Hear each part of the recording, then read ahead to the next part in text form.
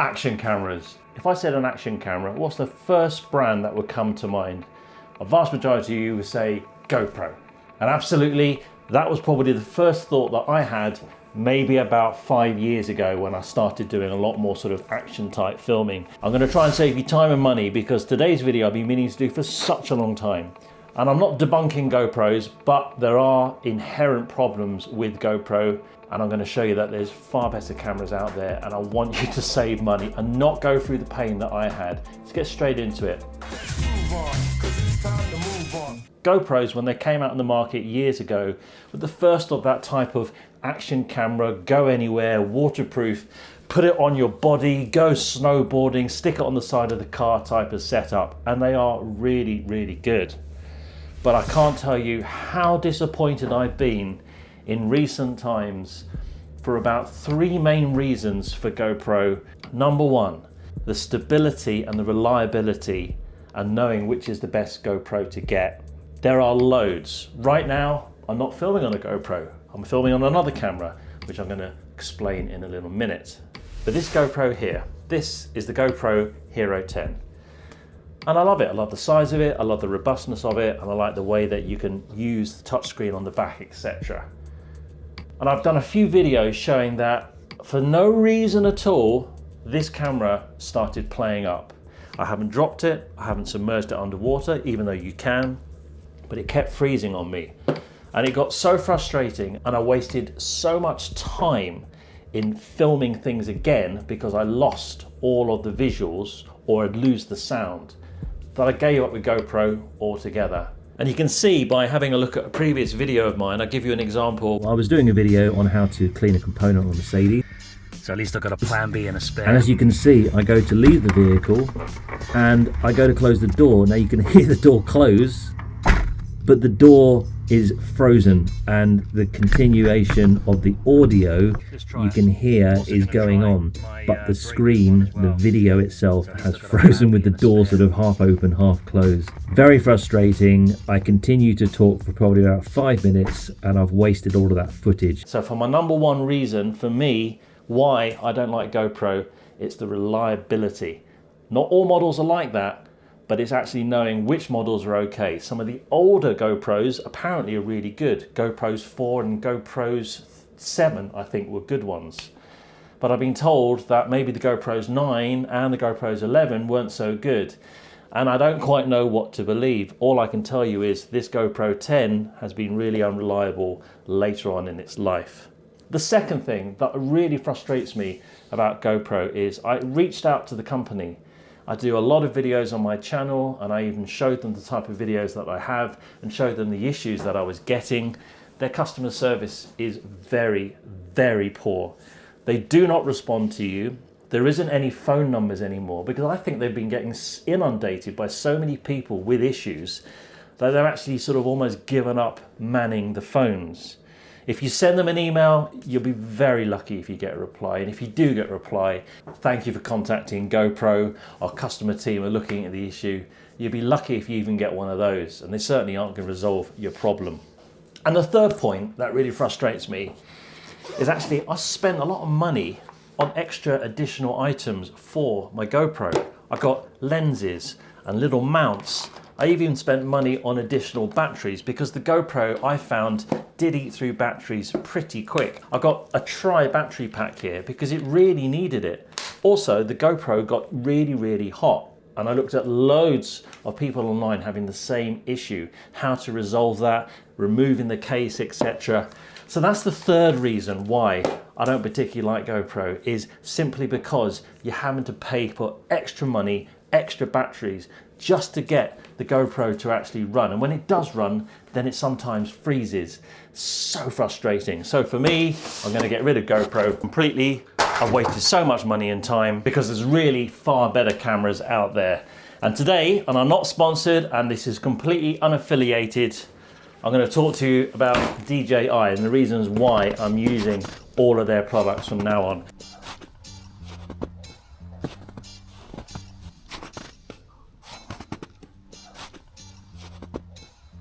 This in here is a drone. Now I'm fortunate enough to know a few people in the sort of filming media industry. And they taught me something years ago, which I hadn't realized, which is on these little DJI drones, there's a gimbal and a camera. Now I got lots of footage of using this, and the stability that they have if I power this on is quite incredible. This little gimbal on the end here and the camera lenses is actually something which, as I mentioned, they use in professional applications. Now obviously this is designed to fly, but the lovely thing about that is the stability of it, and camera crews will actually use this in their hand because they get such a smooth, fluid shot. Now I know I appreciate that GoPros have that, but DJI also has it, and they have various different abilities of the stability on there, and it works really, really well. Of course, the camera isn't moving with the gimbal, but the lenses, the technology that they use is the same on your DJI Action cameras. And today's camera that I'm using is the DJI Action 4. Now there's newer ones out there, but I bought this a little while ago, and I bought it off the back of getting a DJI drone first, and I realized just how good the DJI cameras actually are. Now, for the 3 reasons why I didn't like the GoPro anymore are actually the 3 reasons why I love the DJI Action 4. The reliability of the DJI Action 4 is sublime. I have not had any issues of it freezing, or there's no visuals, or there's no sound, or any glitches at all. It just works. That moves me on nicely to the functionality of the Action 4. It's faster than the GoPro. The menus are laid out almost identical to the GoPro, but they actually are more intuitive. Flicking through the screens and flicking through the menus is far more responsive and quicker than you get with your GoPro. And there's another main reason why I like the Action 4. Now let's talk about the batteries. I mentioned that on my GoPro, I've had to get a 3 battery pack just to keep life in the battery when I'm doing filming. And there's nothing worse. The camera might get hot. I'm wanting to film a nice car journey. All of a sudden I realize I've got no battery, and it sucks big time. You don't need extra batteries really with your DJI. I have got a spare one, but it's only a double battery pack, and you can get long lasting batteries as well. But just one extra battery here, it will give you about 3 times the life in terms of power and battery that your GoPro would have given you. They just last so much longer. Another key feature that I love about the Action 4 is that there's no external transmitter required for a microphone. I've got one on here, and it's just this little, I've got a wire plugged in, and there's a little receiver here. The actual Action 4 transmits it. You don't have to have a transmitter mounted on the side of the camera. And to give you an idea of the microphone, this is me talking normally, no microphone, and it's purely coming from the Action 4 cam itself. But if I turn on the microphone simply by pressing and holding it, it vibrates. Give it a couple of seconds. Notice as I continue talking now, there's a slight change, and that's because the microphone is now being picked up via the receiver, and it's going to this separate wired mic. And that's a lovely little touch because there's nothing plugged in to the DJI Action 4. It's got its own inbuilt transmitter that works with the DJI receiver. It's really, really good. And this little transmitter here, one day it was raining heavily. I had it in my pocket like this, and it got a little bit wet. I contacted DJI, and there was actually a live chat on the screen. They taught me through different things to do, different ways of pressing and resetting it to see if it would work. Unfortunately, I couldn't get it to charge up anymore. There must have been a bit of moisture that had gone in it, but to be honest with you, it was my fault. Anyway, they asked me to send it back, and they can see what they can do with the unit. It went back to Europe. The customer service person then phoned me and told me that they've received it, and I thought they were just letting me know that it's received, but they'd also tested it. This was less than 5 days from sending it to the UK to Europe, and they looked at it, they diagnosed it, they said that there was a fault, unfortunately, with the charging ports, but they're going to give me a new one. And I could not believe my luck. I thought that is excellent customer service. 3 days later, it arrived back to me, and this is the one that I'm using right here, this little receiver. They also then phoned me to say that we've looked at the tracking and you should have received your new receiver. Is everything okay? Can we help you in any other way? thank you very much for your custom. And I told them, and I said, your customer service is excellent. I could not believe that somebody physically had phoned me up. Later on, I then had a problem with part of the case on the Action 4. Again, I went through the same process. Went onto the chat system. They asked me to send it back. Again, within less than 7 working days, they then sent me, believe it or not, a brand new camera. I just thought that service for me, you can't beat that. And they never charged me for it either. So for me, one of the biggest improvements compared to GoPro is the customer service of DJI. It's excellent.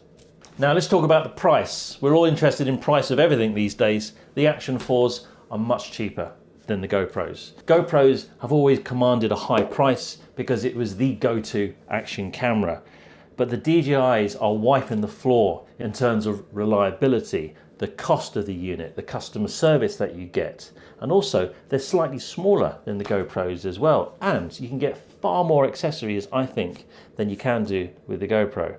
They are excellent cameras. Let's have a closer look now. I'm going to go through both the menus of the GoPro and the Action 4. You can see just how close they are, and maybe you get an idea on actually just how much quicker the Action 4 camera is.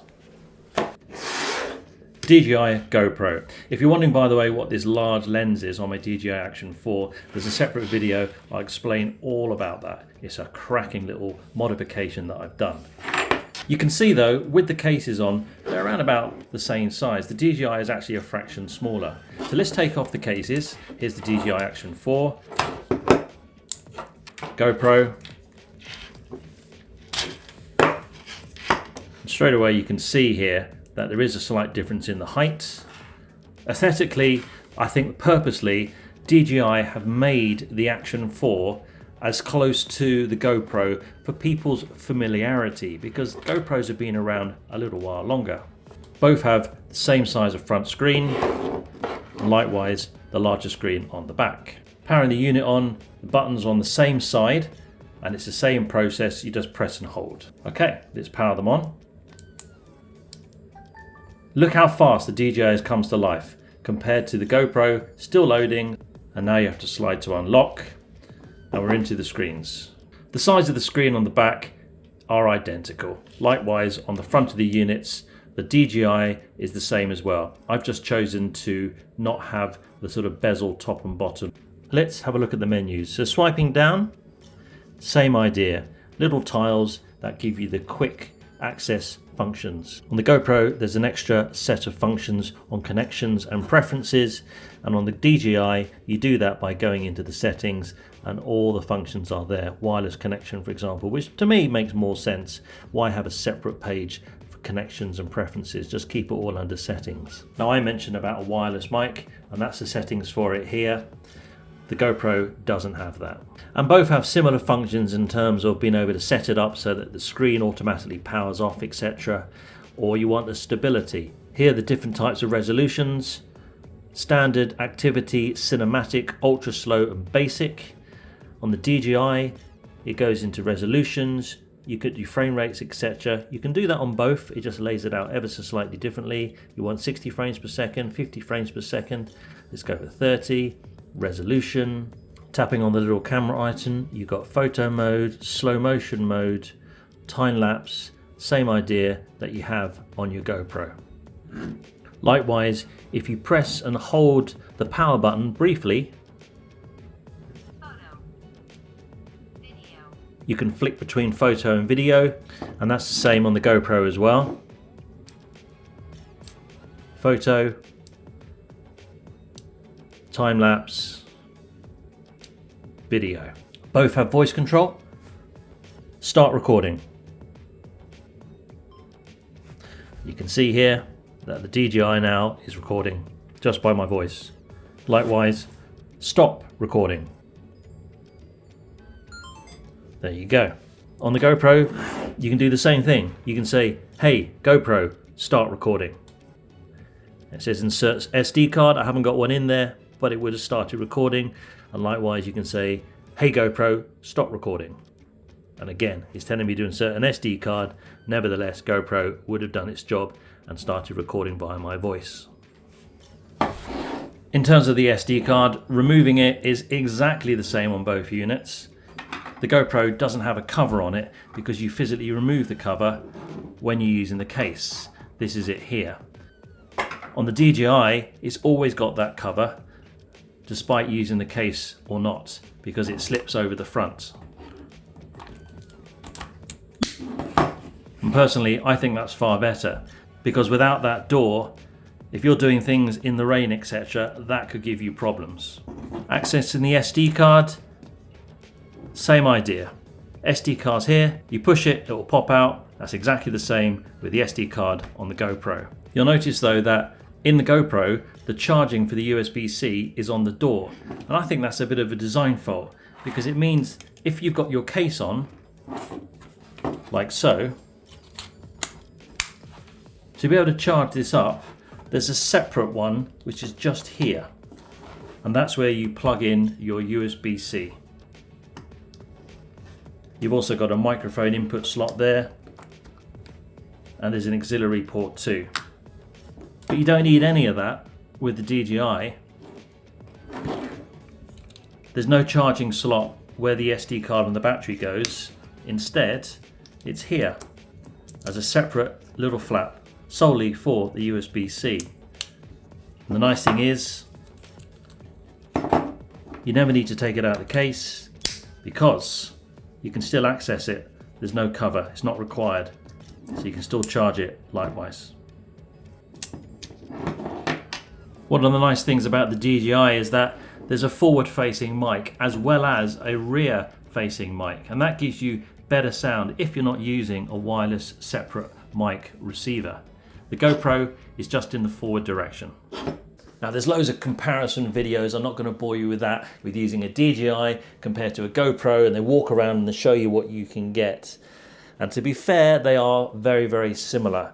But in my mind, there's hardly any difference to them. So why have the stress or worrying that your GoPro is going to run out of battery, that it's going to freeze on you, and if you have any issues, there ain't no customer service. Personally, and I do this channel and I put the videos out there to help people save money and time and stress. And I am really, really taken by the DJI cameras. They are excellent. There's other Osmo cameras which I haven't got, which I'm looking at getting into. But the testimony is in what you see. And with all the hundreds of videos that I got on my channel, of which I have nearly 600 videos, 3/4 of those are filmed with the camera that I'm using right now and the microphone that you're hearing on my DJI Action 4.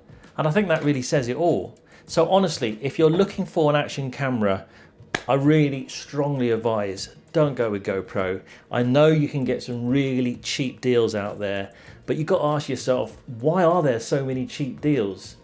And by far, looking at the forums and the information online, I've had so many people talk about the same issues that I've had with GoPro, the freezing, the battery getting really, really hot, lack of customer service. And in fact, I've done 2 videos, if you have still got a GoPro, on maybe trying to get it working again. Formatting the SD card, getting the best SD card that you can. I'll show you what recommendations I use on that. Importantly, how to set the camera up to avoid it freezing. I found that there's little tips and tricks. And there's also 5 things that you must do in a specific order when you're using a GoPro to get it to work. Otherwise, you're just going to get into problems where you're pressing and holding it and sometimes it doesn't come on. Have you ever had that before? So frustrating. And I'll put those 2 videos down below. So if you have got a GoPro, hopefully that might help you. I'm not affiliated with DJI. I just really, genuinely like their cameras and their products. But do let me know down below what thoughts and problems maybe you have had. And I'll see if I can help you further if you've got a GoPro there. But look, appreciate you watching. And I'll see you on YouTube. Bye for now.